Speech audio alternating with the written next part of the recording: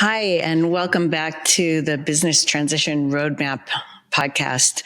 I am really excited today because we have Lance Barrett, who is the founder of Barrett and Company CPAs, which is a wonderful CPA firm that's located in the state of Washington. Lance and I actually met many years ago.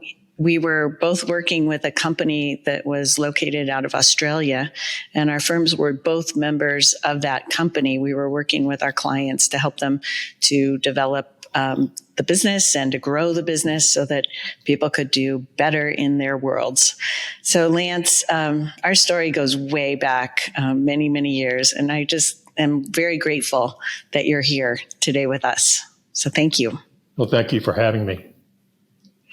Thanks. So, Lance, we'll start out by, can you tell us a little bit about you and the firm and kind of how you got started? Yes, I started the firm in 1986 and I was 30 years old. Kind of didn't really know what I was doing. And I had a specialty in construction and I ended up growing the business. Made a good living, but was always stressed out and anxious and was, in that case, that part of my work life was a struggle. That's when I joined the results accountant system, which you were a member of also. And their goal was to make our clients' businesses better. And I thought, well, I can do that and make my business better at the same time. And actually hired you, Elizabeth, I think in around 2005 to put together this business transition roadmap for the company. At that time, I think my wife was just coming into the business, and I have two sons that were, one's in high school and I think one was in college or right in that area at that time. So, what was your question? I can't remember. I wanted you to tell us a little bit about you and the journey with the business, because you've been so you're right on target. Up to 2005, we've been able to grow the business now to where we have 15 people. We own our own building. I have two sons that work for us, and my wife is also in charge of administration. And so we're at the point now where my wife and I are transitioning out of the business. So we hired you again just a year ago to help us with this transition. Yeah, with actually the active transition. One of the neat things, I think, you were really, I think, kind of a pioneer and a little bit of a visionary putting together a transition plan so many years ago, because you and I were talking earlier, in 2005 was when we finished that together. And that to be able to do that and then execute on it and now be in the midst of the actual people transition and the turnover of, all different kinds of things, the managing partner role for you, and also the turnover of some of the equity in your beginning, that part of it. But there's a lot of work that you did in preparing to get to today. Yeah, in addition, I've had some clients now for, almost over 30 years now. And so I've helped transition a lot of those clients. Some of them through private equity buyouts, some through management buyouts, some through gifting to their kids. So we've experienced many, on the financial side of it, many transitions with our clients. Most of them have been very successful. Most of them have been, the business came out of transition actually better off and more profitable. So, that end of it, I forgot what your question was again. I'm starting to. Well, yeah, just the idea of the work that you did over the years to get to today. Because I think of transition as a journey, not an event. And I think that many people think of it as an event that you kind of just work up until the day that you're ready to go, or maybe a year before, sometime in that time frame. And then all of a sudden it's like, oh, well, I'm ready to go. And so it becomes an event either in that way, or something happens, right? Something happens to the owner. There's a shift in life, or health or something like that.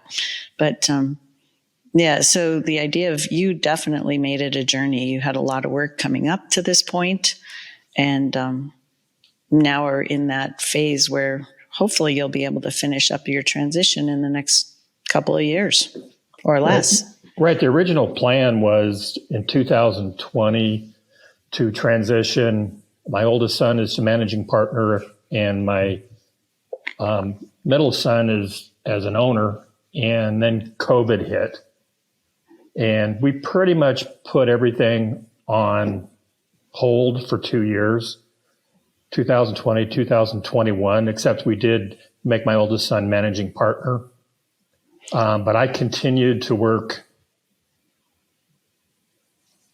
pretty much full time through that COVID time, just because our clients needed us very bad, really. 2022 is when we started the transition. And I knew I couldn't do it myself. I was too close to it. That's when we called you, and my wife has known you for years too. So she trusted you, and, we really needed that help on someone looking in that's not emotional about the situations, and really was level-headed and could handle all the crazy things that happen within families. Right. Because families actually add that extra dynamic. And you of all people, you have had so much experience as an advisor helping other families to transition. So you know how to do it. And in this case, it was just that you were so close to it that it was, the emotions do get in the way. And it's always hard, as I think a parent. Your kids just don't listen to you. They'll listen to somebody else, but they don't normally listen to you. So that was helpful. So in what way was it helpful? Like, what are some of the experiences that you've had going through that you've been able to get through a little bit easier? Well, there was constant contact. So it always kept moving. Probably a lot slower than you wanted it to move, but it had to go through the process. And that's what I kept telling everyone when they get frustrated. I said, it's a process. It's not just a thing. And I think they understand it now. My two sons, it's going to be invaluable for them in the future in dealing with our clients and their transitions. So that part of it, and I've been through many transition with my clients, and some of them are ready to transition.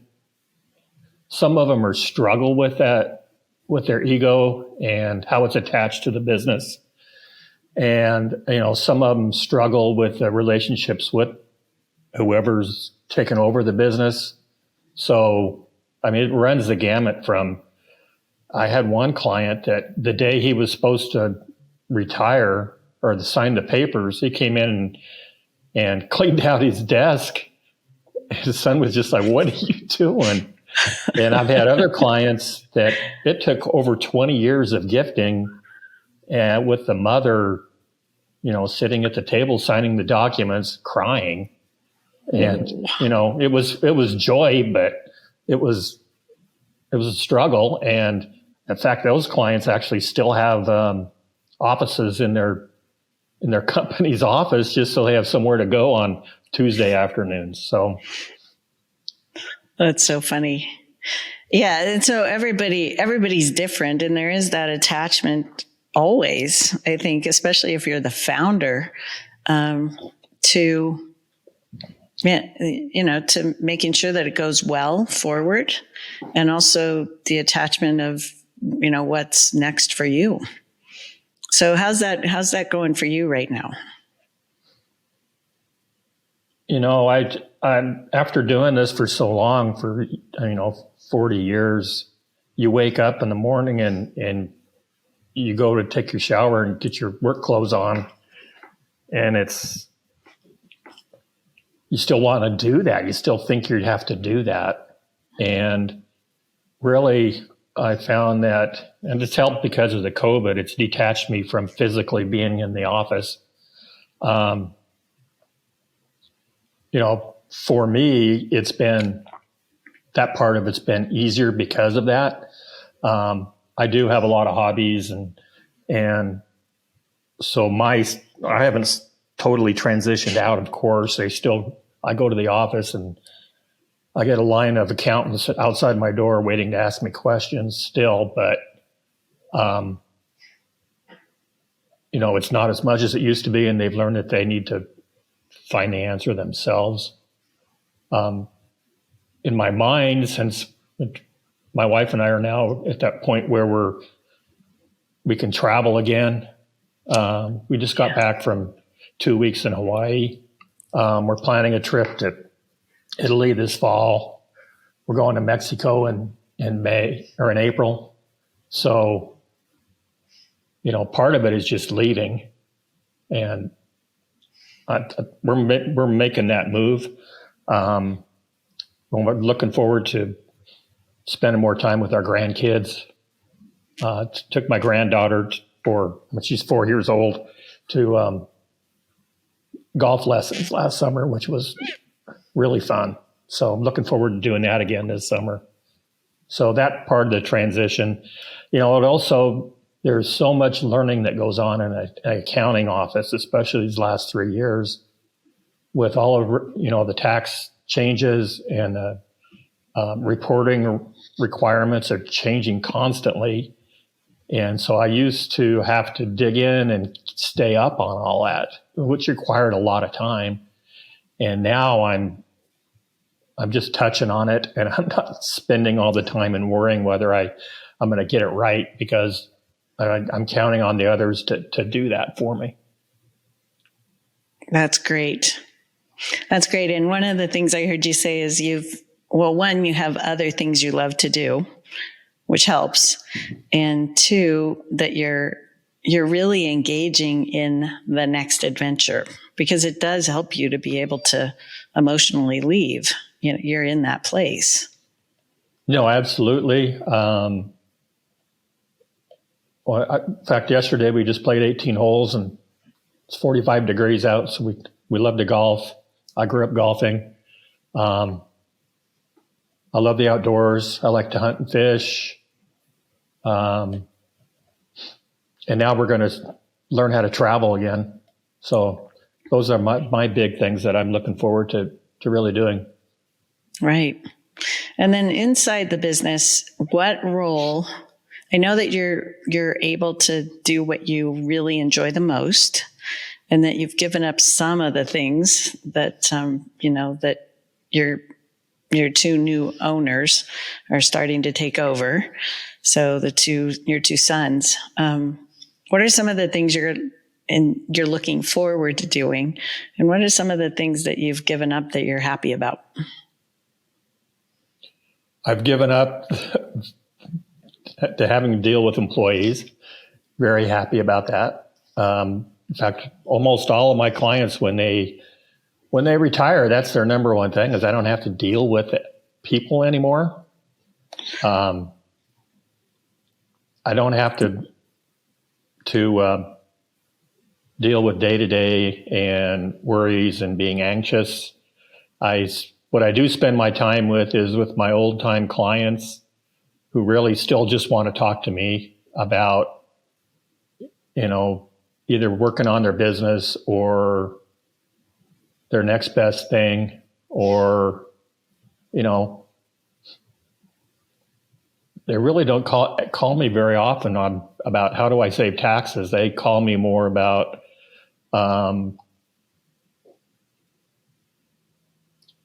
where the best fishing spot is. So you still have all those relationships intact, and you're not doing as much of the functional work. You're still doing some strategy work, though. Absolutely, yes. Yeah, which is a lot of fun for you. Yeah. Yeah, we have clients that have grown from a mom and pop on a backhoe to a $250 million company. I mean, it's incredible how some of these businesses have grown and what they've done for their communities. It's just amazing. And, those best run companies are the ones that have started from the very beginning in the transition. That was part of their plan. And what I've found is as soon as it does get transitioned, those owners need to start working on their transition. You mean the new owners? So the new owners. The founders come in and they transition. And then as soon as the new owners come in, right, I call them a next generation, whether they're family or not, next generation younger group comes in, that if they start on theirs, you're saying that that's a big deal. Yes, and we get them started on it. And if they're just thinking about it, that's working on it. Yeah. And they need to prepare the next generation for, get them on the bench, let them know what they need to do to gain the leadership qualities and what they need to do to really be there when it's time. Yeah, I think a lot of people think about employees coming up, which could be potential owners, and how much they might know. And I think at times the actual owners discount the level of knowledge that they have, because you have so much as an existing owner, and especially as a founder, and you've grown up with the business. And so then you've got new people coming in, the successor. And I think the owners sometimes discount how much they actually know. Yeah, I think the owners also discount how much the successors know too, because we have a tendency to look at everyone else and say they can't do it as well as us, which many, many times holds people back from making a transition. I mean, and not everyone's built for it. I have a roofing contractor who's 84 years old, and he's not going to let it go till he physically can't be there anymore. Then maybe he won't either. Maybe he'll just let it run. Yeah. But, there's all different. Everyone's different. Every project's different. Every transition's different. Mm-hmm. Well, that's truly, I think that's what makes it so interesting. Because every single one of them's different. And I don't know, you've probably heard it before when you get introduced to a business owner and they say, oh, my business isn't like any other. It's very different. Right? Yeah, they all say that. Yeah. And they all are different because of their history, but they all run the same, pretty much. Yeah, they all have some foundations that make them work. And, and I think you said earlier that one of the key things is that owners, as they transition out, one of the first things they give up is managing of employees. And employees are the core to making our businesses run. They're also challenging to do that because they're their own individuals, and we've got a lot of moving parts there. So the bigger the company that gets, the more HR you end up with. And so one of the other things that I find gets transferred usually late in the game is the financial side, right? Your tax side and the financials and the cash flow and all of that. And that's because we want to control that to the very end. And that may not be the right thing to do, because maybe the successor needs to learn that sooner. But also, I've found that the successors are okay with that because they need to learn the whole rest of the business before that happens. But they don't realize until a transition happens how much work that is and how much responsibility that is in moving the financial end of it and the responsibility for it. Yeah, absolutely. So in your experience, what's the shortest transition you've seen? What's the longest? And what do you think the average would be? For a good transition, not a bad one, but a really thoughtful, successful, because we know that a lot of them don't make it, right? Right. Shortest is I'm right in the middle of it right now. It was December 15th. I sat down with a client. We had 2 beers, and I talked him into making a transition. He's the same age as me, and they're signing the papers this week. And it's a 2-step transaction. He's selling 10% to 1 daughter and two managers. And his plan is by the end of the year to have it all transitioned as far as ownership goes. He's been working a long time on getting them prepared for it.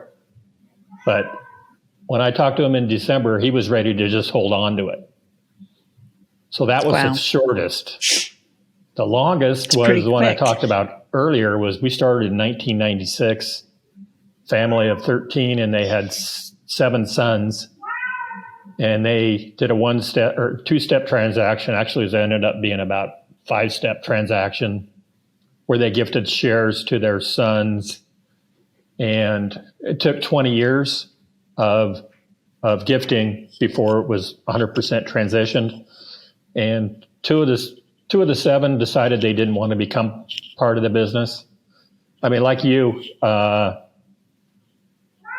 have a ton of stories I could tell about how all of these have turned out. The most important thing when I start a transition is I tell the clients it's not worth having bad feelings with the people you're transitioning to. I mean, if it's family, you still got to be able to go to Thanksgiving and Christmas together. The most important thing is when this is all done, everyone can look at each other, and respect each other. Yeah. Yeah, I think family is so important, and, just family relationships are different than the business relationships, even though the members might be the same. The family relationship is brothers, sisters, parents, grandparents, hopefully fun at Christmas and doing interesting things together and enjoying holidays and vacations and helping each other. Business transition or business relationship is different, even though you still have sisters, brothers, parents, maybe grandparents involved. The business relationship and what the culture is around the business is different typically than the family, and the rules are different on how you behave and how you act. Yeah, absolutely. I found in family transitions, the hardest part for the parents typically is how do you deal with the children that aren't a part of the transition? And how do the children that are not part of the transition, how do you make them feel like they're not being left out or handed something that it's not fair or equal in the estate? And we usually get around that pretty easily by talking about it's an opportunity and it's a risk, and you typically will offer it up, and that's the hardest part. It's not easy running a business, and some people can't do it. That's right. Some people can't do it. Some people don't want to do it. Right. Yeah.